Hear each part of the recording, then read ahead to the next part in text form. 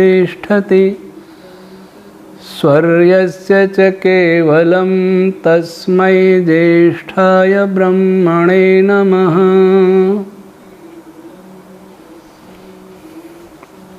आज के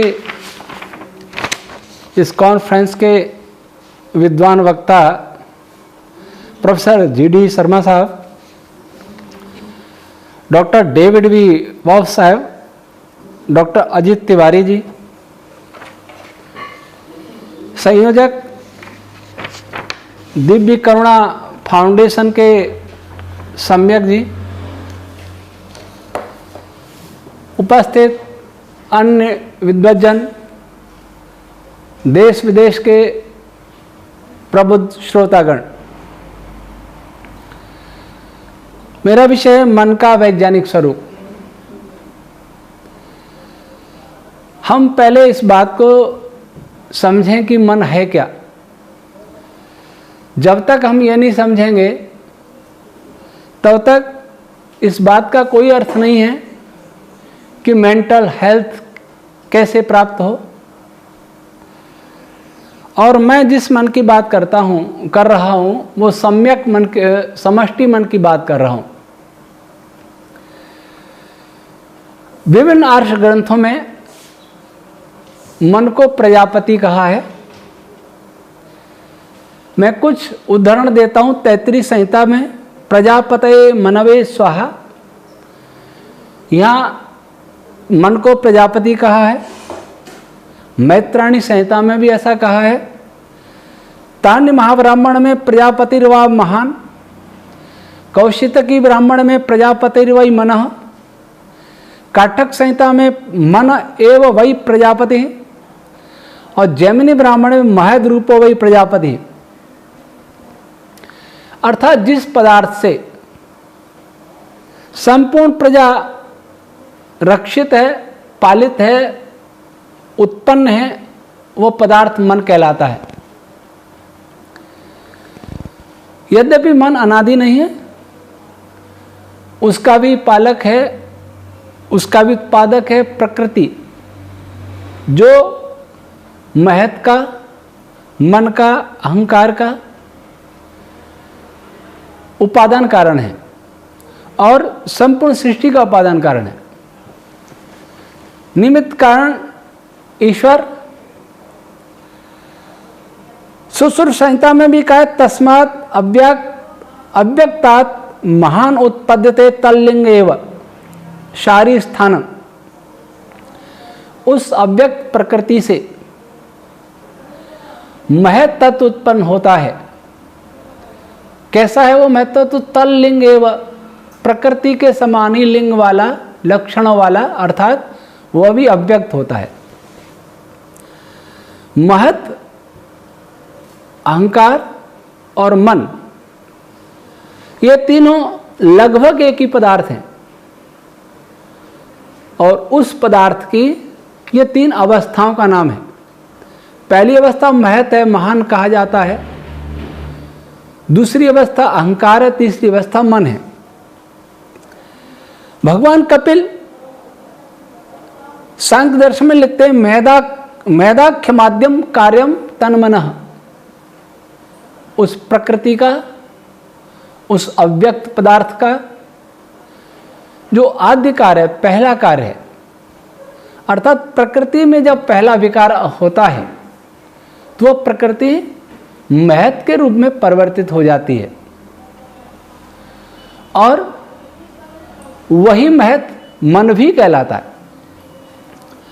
प्रश्न ये उठता है कि प्रकृति है बिल्कुल शांत, अव्यक्त, अविक्षुब्ध, अचल। उस समय कोई क्रिया नहीं है, कोई ध्वनि नहीं है, कोई बल नहीं है। वर्तमान भाषा में कहें तो प्रकृति के समय अर्थात प्रारंभिक अवस्था के समय आकाश भी नहीं है, कोई फोर्स नहीं है, कोई चार्ज नहीं है, कोई हलचल नहीं है। तरंग और कणों का होना तो संभव ही नहीं। इस प्रकृति के लगभग महाभारत में 30 नाम दिए हैं। कुछ नाम भगवान शिव द्वारा और कुछ नाम भगवान ब्रह्मा द्वारा। वे 30 नाम वस्तुतः जो मूल पदार्थ के विशेषण बताए गए हैं, उनका स्वरूप बताते हैं कि वो प्रकृति अवस्था कैसी होती है। तो उसका एक विशेषण अव्यक्त। तो महर्षि आचार्य सुश्रुत कहते हैं कि अव्यक्त प्रकृति से जो पहला विकार उत्पन्न होता है, अर्थात पहली अवस्था उत्पन्न होती है, जो पहला उसका कार्य होता है वो महत है और वही मन है। ये सांख्य दर्शन कहता है। अब भगवान ब्रह्मा क्या कहते हैं इस विषय में? ये वेद विज्ञान आलोक में विस्तार से है। अव्यक्तात् पूर्व उत्पन्नो महान आत्मा महामति आदिर गुणानाम सर्वेषां प्रथम सर्ग उच्यते। महानात्म मतिर विष्णु जिष्णु शंभुश्च वीर्यवान बुद्धि प्रज्ञोपलब्धिश्च तथा ख्यातिर्धति स्मृति। यहाँ भगवान ब्रह्मा ने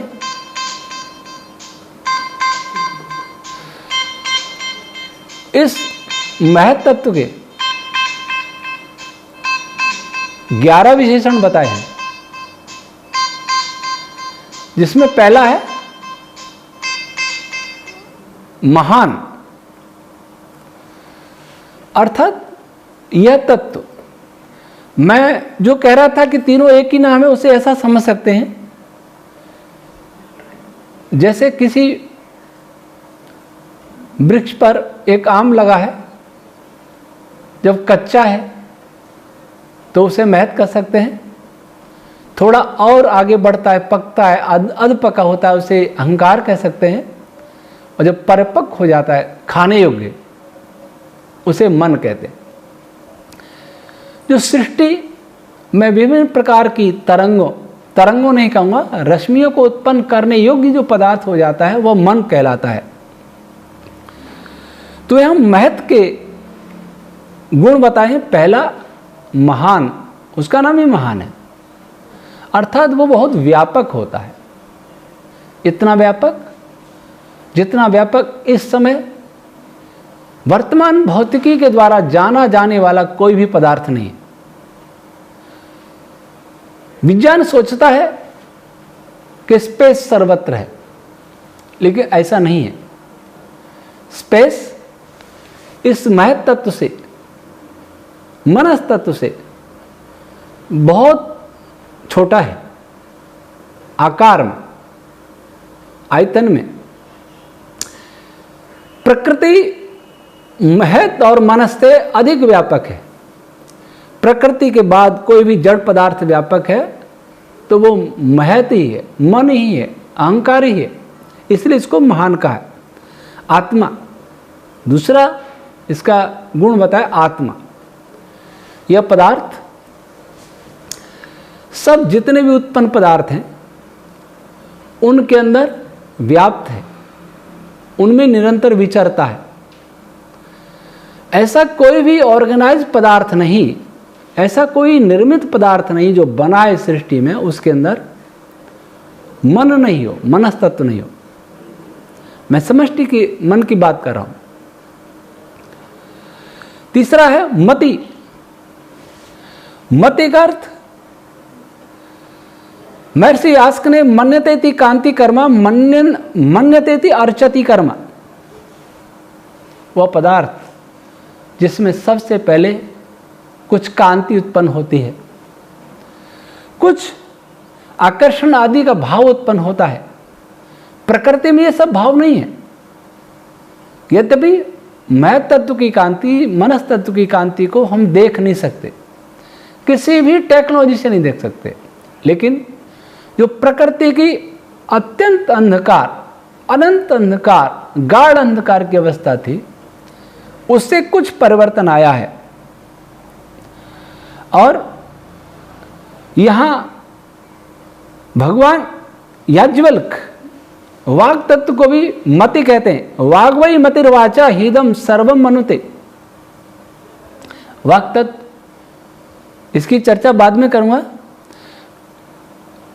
विष्णु, अगला जो बताया विष्णु, यज्ञोमय विष्णु अर्थात मय तत्व, मनस्तत्व, वह पदार्थ है जिसमें सबसे पहले यजन प्रक्रिया प्रारंभ होती है, अथवा जब किसी सृष्टि में जब भी कोई यजन कर्म होता है, संयोग वियोग का कर्म होता है, किसी भी पार्टिकल का, वेव्स का, रश्मियों का,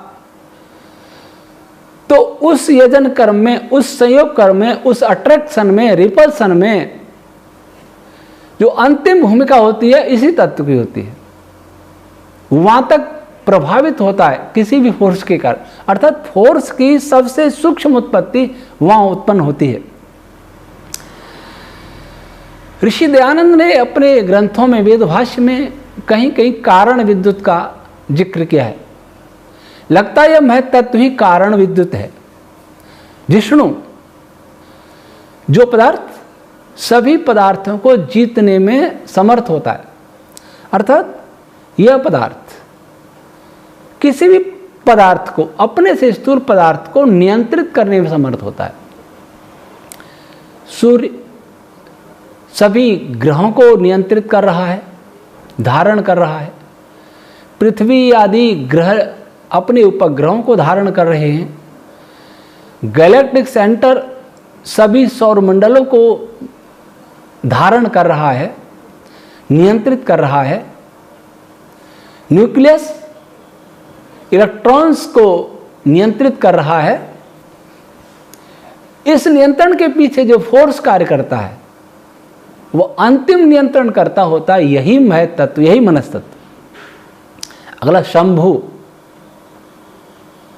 जब इस सृष्टि में जब कोई विक्षोभकारी क्रिया होती है, बहुत ज्यादा विक्षोभ होता है, तो उसको शांत करने के लिए भी जिन बलों की आवश्यकता होती है उसमें भी यही तत्व शंभु बन करके, शांत करने वाला बन करके कार्य करता है।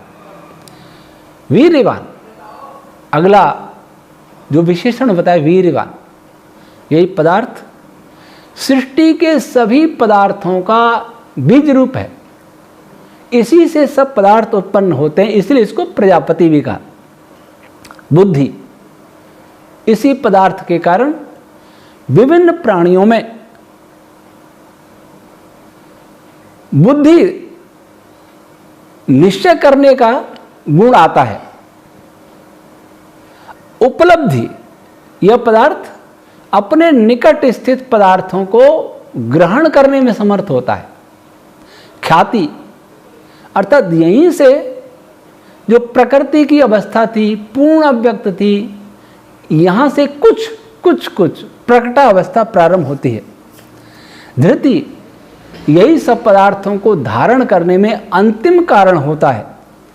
स्मृति, यही पदार्थ, इसके कारण स्मृति का गुण होता है प्राणियों में, और जड़ पदार्थों में से चलने का गुण, गति का गुण होता है। प्रीति चलनयोर्वा, स्मृति स्मृति धातु प्रीति सेवनयो, प्रीति चलनयोर्वा, प्रीति और चलना, प्रीति आकर्षण और गति, इन दोनों का मूल कारण ही होता है। अब अहंकार के विषय में क्या कहते हैं? जो मैंने कहा कि महत अहंकार एक ही है, मन एक है, तो उसके लिए मेरा समर्थन भगवान ब्रह्मा भी कर रहे हैं। वो लिख रहे हैं महाभारत में। पहले जो महाभारत का सुनाया मैंने, वो महाभारत का था आश्वमेधिक पर्व, अनुगीता पर्व, अध्याय 40, श्लोक 1 और 2। अब उसी का 41वें अध्याय का 1, 2, 3 श्लोक हैं। यह उत्पन्नो महान पूर्व महंकार सौच्यते, अहमित्येव संभूतो द्वितीय सर्गोच्यते। अहंकारस्य भूतादि वैकारिक स्मृतः तेजसश्चेतना धातु प्रजा सर्ग प्रजापति देवानां प्रभवो देवो मनसश्च त्रिलोककृत अमित्येव तत्सर्वमभिमंता सौच्यते। अर्थात जो यह पूर्व में, सबसे पूर्व में उत्पन्न होता है महत तत्व, अहंकार सौच्यते, उसी को अहंकार कहा जाता है। अहमित्येव संभूतो द्वितीय, और जब से अहम भाव अर्थात कुछ और व्यक्त करने की स्थिति हो जाती है, उसी को अहंकार कहते हैं। ये दूसरा सर्ग है, दूसरी सृष्टि। पहली सृष्टि मैथ, दूसरी सृष्टि अहंकार। लेकिन ये भी कहा कि दोनों ही एक है। और अहंकार भूत आदि और वैकारिक दो प्रकार का इन्होंने बताया। और यही सुश्रुत संहिता में 3 प्रकार का है। भू का, हाँ, तेजस चेतना धातु प्रजासर्ग का प्रजापति, यह अहंकार 2 प्रकार का है। और यही प्रजापति रूप होकर प्रजा की सृष्टि करता है और परमात्मा के द्वारा, चेतना के द्वारा धारण किया जाता है।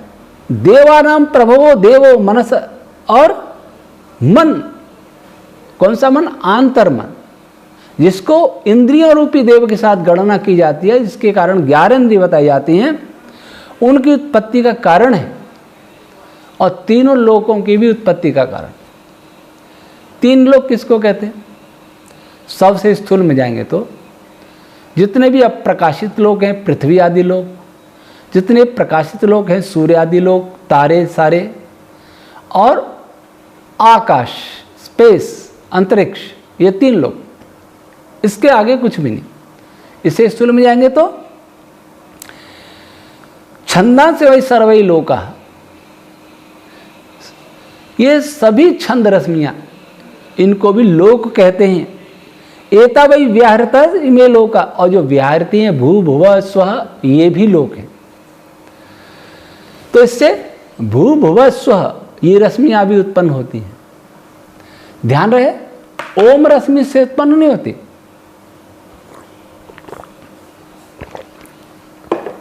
सबसे पहले इस मन में कौन सी रश्मि उत्पन्न होती है? पश्यन्ति ओम, जिसके बाद ही ये मनस्तत्व सक्रिय होता है। पराओम होती है प्रकृति में। पराओम का वाइब्रेशन होते ही प्रकृति महत्त्व में बदल जाती है और वही अहंकार, जब उसकी आवृत्तियां बढ़ जाती हैं तो वही अहंकार हो जाता है। थोड़ा चरमो अहंकार है। महर्षि कपिल क्या कहते हैं? उसी का चरम रूप अहंकार है, जो उसके बाद में ही पैदा होता है। चरम रूप किसी का भी हो, उसके बाद में उत्पन्न हुआ। अब कोई कहेगा कि ओम रश्मि ये पैदा होगी, ये तो कहीं नहीं लिखा। ये अथर्ववेद कहता है, यानी त्रीण बृहंति ये शाम चतुर्थम विनियुक्त वाचम। अथर्ववेद के 8वें कांड के 9वें सूक्त का 3रा मंत्र है। 3 व्यापक गुण हैं प्रकृति के। 3 जो व्यापक हैं, सत्व रज तम, उसमें चौथे उनके अंदर उन 3 गुणों से युक्त प्रकृति अवस्था के अंदर, प्रकृति पदार्थ के अंदर, ध्यान रहे ये 3 गुण है, कण नहीं है। तो इनके अंदर वाक तत्व को नियुक्त कर देता है परमात्मा। वाक तत्व, सबसे पहला वाक कोई है, सबसे पहला कोई ध्वनि है तो वह ओम। पराओम, तो पराओम के नियुक्त करते ही ये 3 गुण जो साम्य थे, शांत थे, निष्क्रिय थे, वो सक्रिय हो उठते हैं। और सबसे पहले 2 ही गुण सक्रिय होते हैं, सतोगुण, रजोगुण। और उस अवस्था का नाम है काल। उसकी चर्चा यहां नहीं करेंगे, लेकिन यही काल फिर 3 गुणों को एक्टिव कर देता है, सक्रिय कर देता है। उसका नाम है मैथ, वही अहंकार। लेकिन उस मन में जब परा के बाद पश्यन्ति रश्मि उत्पन्न हो जाती है तो मन अगली पीढ़ी के छंदों को, प्राणों को उत्पन्न करने में समर्थ हो जाता है। तो सबसे पहले अगली पीढ़ी क्या है? भू भुवः स्वः। ये 3 विहारतियां, जिनको महाविहारती कहा है। इनको लोक मैं नहीं कह रहा हूं, तैत्तिरीय ब्राह्मण में लिखा है। छंद रश्मियों को लोक मैं नहीं कह रहा, जैमिनी ब्राह्मण में कहा है। और छंदों में भी 3 ही प्रधान है, गायत्री, त्रिष्टुप और बृहति,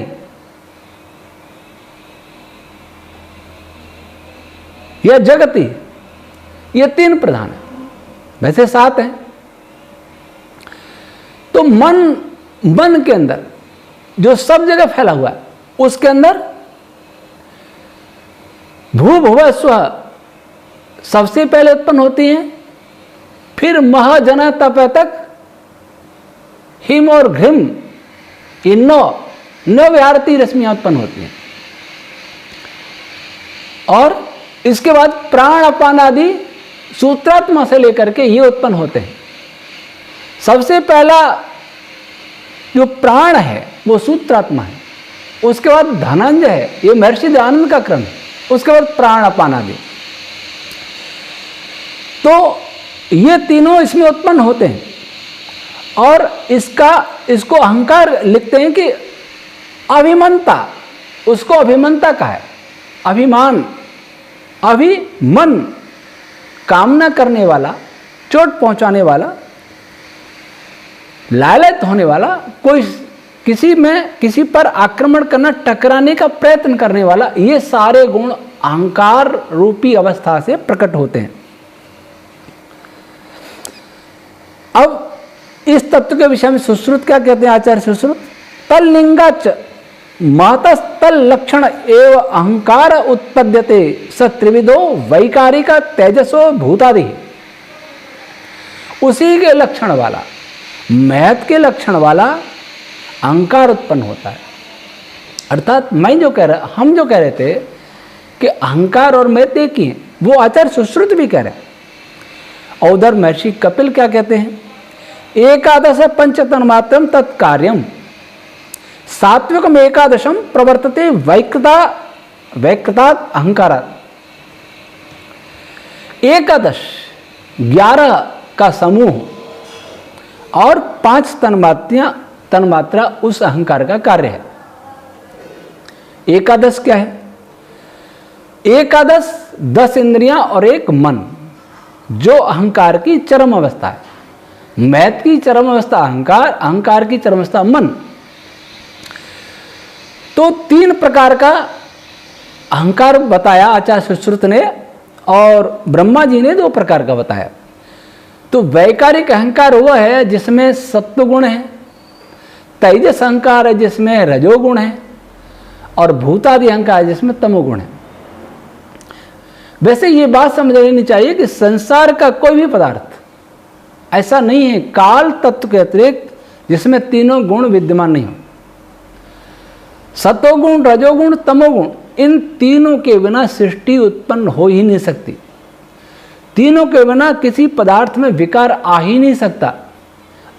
काल तत्व में सत्य और रज 2 ही हैं, लेकिन महत तत्व में तीनों हैं, अहंकार में तीनों हैं। लेकिन जब अहंकार में सत्व गुण प्रधान रहता है, सत्व गुण प्रधानता वाले अहंकार से ये इंद्रियां और मन, जो हमारा अंतर्मन है, वह मन नहीं जिस सृष्टि बनी है, हमारा अंतर्मन जो अंतःकरण का अंग है, वो उत्पन्न होता है। और पंच तन्मात्रा में नहीं कहूंगा, समष्टि मन भी उस तमोगुण प्रधान अहंकार का रूप है, समष्टि मन।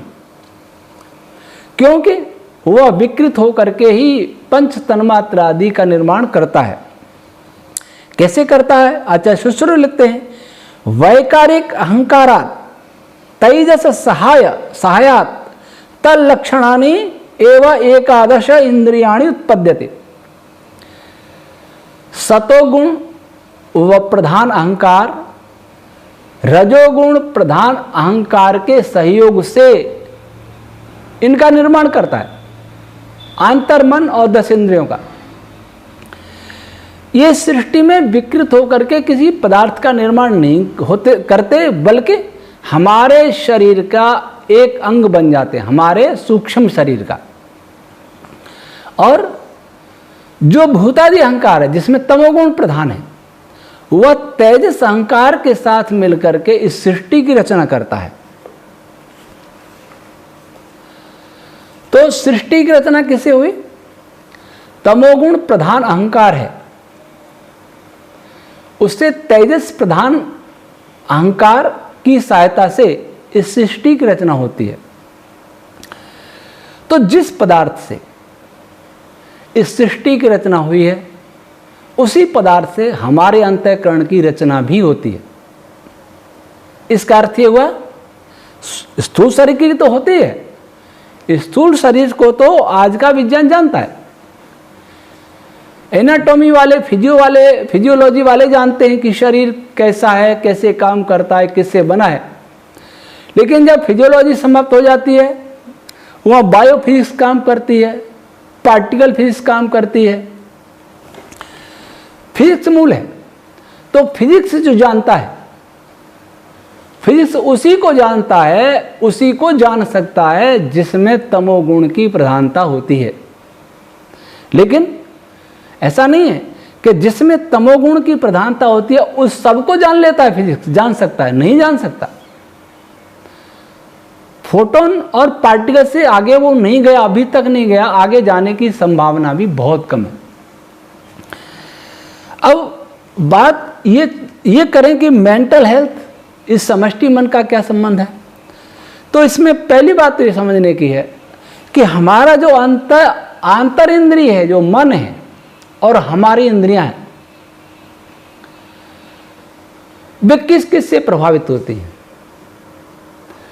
शरीर मन से प्रभावित होता है और मन भी शरीर से प्रभावित होता है।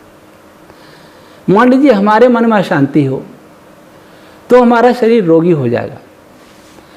हमारे कानों ने सुना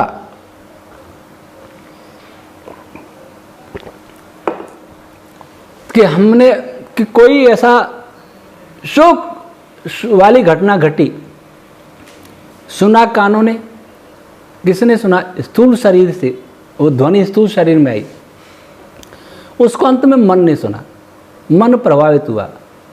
प्रभावित होने के बाद क्या हुआ? मन का प्रभाव स्थूल शरीर पर वापस पड़ा। स्थूल ने सुनाया मन को, मन ने सुनाया आत्मा को। अब मन किसको सुनाता है? वापस शरीर पर प्रभाव डालता है, हृदयाघात हो जाता है, व्यक्ति मर जाता है। कैसे हुआ ये सब? इसका अर्थ हुआ कि शरीर का प्रभाव मन पर भी होता है और मन का प्रभाव भी शरीर पर होता है। ऐसा क्यों होता है? ऐसा इसलिए होता है कि दोनों ही एक ही पदार्थ से बने, अहंकार से। भले ही किसी में तमोगुण प्रधान है, किसी में सत्वगुण प्रधान है, लेकिन एक चीज है कि ये दोनों अहंकार से बने, उस समष्टि मन से बने। अहंकार से बने तो अहंकार दोनों का कंटेंट है। और अहंकार को और 3 भागों में बांटे तो तेजस अहंकार हमारे शरीर में भी है, क्योंकि सात्विक अहंकार तेजस के सहायता से हमारे इस अंतर्मन, अंतर इंद्रियों का निर्माण करता है, और भूतादि अहंकार तेजस की सहायता से इस शरीर का निर्माण करता है। तेजस दोनों में, इसलिए एक दूसरे को ये प्रभावित करेंगे। और जो समष्टि मन है उसमें क्या है? उसमें भूतादि वाला अहंकार, तामस प्रधान अहंकार, और समूह सभी लोकांतर भी तामस प्रधान, लेकिन तेजस वहां भी है, इसलिए वो भी हमें प्रभावित करेंगे और हमारा मन भी उन्हें प्रभावित करेगा। हमारे मन का शोक, हमारे मन का हर्ष, हमारे मन में घृणा, हमारे मन में द्वेष, हमारे मन के सुख और दुख, करुणा, हिंसा, ये सब काम, क्रोध, ये सब तरंगे हमारे शरीर को तो प्रभावित करती हैं। क्यों करती हैं? फिर हमने बताया कि मन और इंद्रियां और इस शरीर के कंटेंट्स बहुत भिन्न नहीं है, इसलिए प्रभावित करती हैं। इनका संबंध है तेजस के द्वारा, ये जुड़ी हुई हैं तेजस अहंकार के द्वारा, इसके साथ ही संपूर्ण सृष्टि भी, जब हमारा शरीर भी भूतादि अहंकार के तेजस की सहायता से बना है, भूतादि अहंकार अधिक तेजस कम, और सूर्य चंद्रमा आदि वनस्पति आदि गैलेक्सी आदि संपूर्ण वो किससे बने? वो भी उसी से बने जिससे हमारा शरीर बना। हमारे शरीर में भी वही केमिस्ट्री वाले तत्व हैं जो सृष्टि में हैं।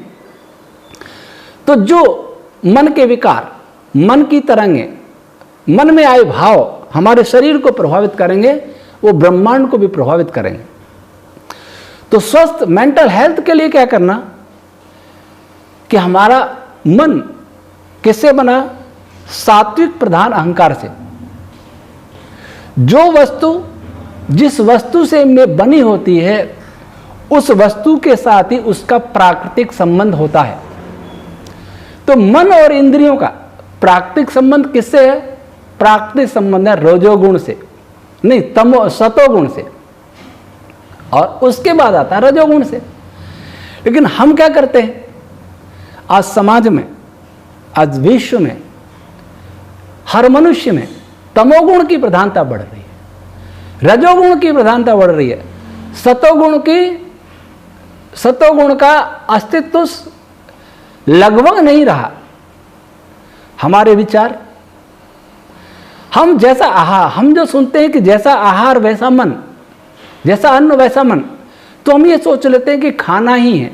अन्न का अर्थ जिसको कैसे भी ग्रहण किया जाए, आहार जिसको हम किसी भी प्रकार से ग्रहण करें, वो भोजन के रूप में ग्रहण कर सकते हैं, वो पेय के रूप में ग्रहण कर सकते हैं, वो दर्शन के रूप में ग्रहण कर सकते हैं, वो श्रवण के रूप में ग्रहण कर सकते हैं, वो मनन के रूप में ग्रहण कर सकते हैं, वो गंध के रूप में ग्रहण कर सकते हैं, वो विचारों के रूप में ग्रहण कर सकते हैं, वो पठन पाठन के रूप में ग्रहण कर सकते हैं। क्या हम सोचेंगे कि ये संपूर्ण आहार हमारा भ्रष्ट हो गया, तमोगुणी हो गया, रजोगुणी हो गया, सतोगुण नहीं है? इसलिए हर आदमी अशांत है। तमोगुण हमें अविवेकी बनाता है, अज्ञानी बनाता है, मूर्ख बनाता है। हमारे सोचने की क्षमता नष्ट हो जाती है। भले ही कोई अपने को बहुत बड़ा वैज्ञानिक समझता हो, बहुत बड़ा दार्शनिक साहित्यकार मानता हो, बहुत बड़ा सोशल एक्टिविस्ट मानता हो, पॉलिटिशियन मानता हो, अर्थशास्त्री मानता हो, लेकिन तमोगुण ने उसको ऐसा आवृत कर दिया है और रजोगुण मिक्स होकर के दोनों मिलकर के वो ऐसी क्रियाएं कर रहे हैं जिससे संपूर्ण सृष्टि प्रभावित हो रही है। तमोगुण जड़ता लाता है, रजोगुण ईर्ष्या द्वेष अति सक्रियता लाता है। अति सक्रियता अगर सतोगुण के साथ जुड़ेगी तो अच्छा काम करेगी अति सक्रियता, और अति सक्रियता जब तमोगुण के साथ जुड़ेगी तो बुरा काम करेगी। एक व्यक्ति सक्रिय है लेकिन उसकी बुद्धि तमोगुणी है, तो उसको वो सक्रियता क्या करेगी? चोरियां करेगी, हिंसा करेगी, दुराचार करेगी, समाज में अशांति फैलाएगी। और एक व्यक्ति भी सक्रिय है, दूसरा व्यक्ति भी सक्रिय है, लेकिन उसमें सतोगुण की प्रधानता है, तब वो सक्रियता क्या करेगी? वह सक्रियता वही करेगी जो हमारे महापुरुषों ने किया, जो महर्षि दयानंद ने किया, जो शंकराचार्य जी ने किया, जो भगवान श्री राम ने किया, भगवान श्री कृष्ण जी ने किया, महर्षि ब्रह्मा जी ने किया, मनु जी ने, इन ऋषि मुनियों ने किया। वो भी सक्रिय थे, वो शांत नहीं थे, वो शिथिल नहीं थे, उनका मस्तिष्क शांत था, लेकिन वो प्रति क्षण का उपयोग करते थे। महापुरुषों के जीवन को देखें, निश्चित दिनचर्या होती थी, उनके पास समय नहीं था व्यर्थ नष्ट करने के लिए। नीतिकारों ने कहा कि जो मूर्ख लोग होते हैं,